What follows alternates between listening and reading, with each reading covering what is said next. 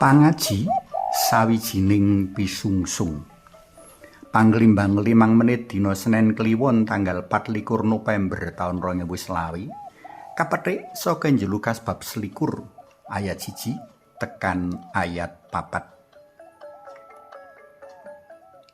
Salebar nderek mesuci ing sawijining komunitas, aku mesti melu ngitung dhuwit kolekte. Maneka werna dhuwit kalebokake ing kantong. Wiwit sing paling sithik nganti sing paling akeh. Wiwit sing werna ijo nganti sing werna abang gambar Soekarno-Hatta. Dhuwit-dhuwit mau kaya-kaya nggambarake kahanan ekonomine wong kang padha nglebokake pisungsung ing kono. Sacara naluri, tuwuh ing ati para pangitung kolekte sikap banding-bandingke. Iki kawetu ana tembung-tembung kang kocap ing guyon.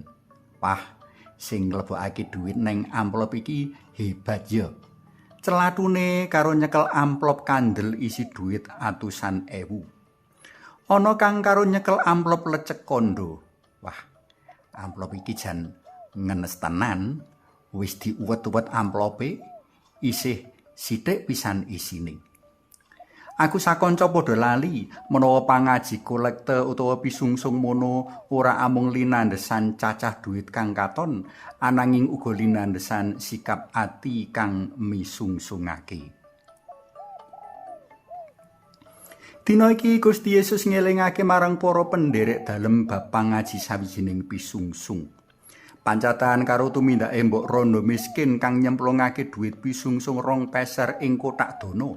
Gusti Yesus ngendika, ngandela tembungku iki, warondo miskin iki anggone nyemplungake dono ngungkuli liyane kabeh.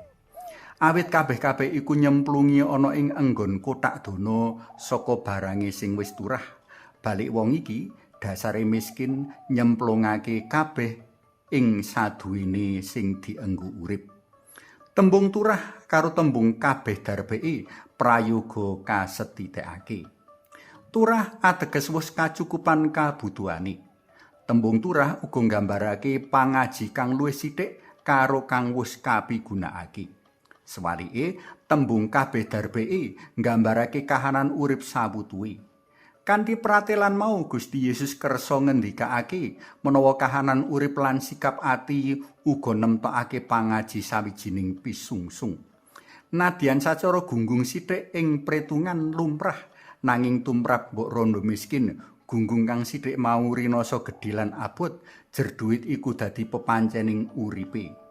Urip sing kudune wis rada kepenak marga dhuwit pepancen kabutuhan cumawis, kepeksa kudu rekoso marga dhuwit mau kapisungsungake katur Gusti.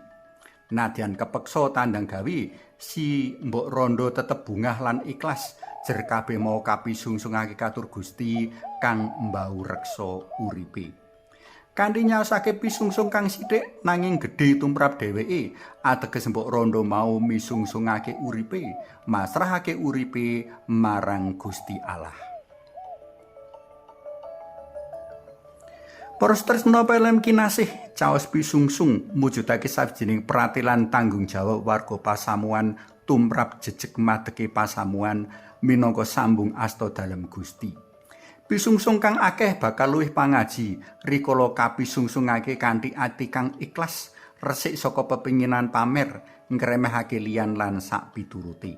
Dene pisungsung kang sithik uga ora kelangan pangajine, amarga kang sithik mau kejaba kapisungsungake kanthi ikhlas, nanging uga mujudake wosing pametu cadhonging urip. Mula kanggo mbombong sapa wae kang wis kanthi ikhlas paring pisungsung, Rama Kardinal Darmoyono kagungan sesanti mengkini. Sithik ora ditampik, akeh tansaya pekoleh. Suwawi sami munjuk. Kunjungan semua dalam yang Rama yang putra tuwin yang Roh Suci. Amin. Alamu agung kawula munjuk sembah awit sedaya berkah paring dalem ing gesang menika. Tanpa berkah paring dalem kawula boten saged gesang. Pramila mugi kawula ugi boten awel kangge cucul menapa ingkang kawula gadahi kangge manjurung karaharjanipun sesami, mliginipun kangge gangsar lan lancaripun pakaryan pasamuan dalem. Amin. Kunjung asma dalem Yang Rama, so Yang Putra, tuwin Yang Roh Suci. Amin.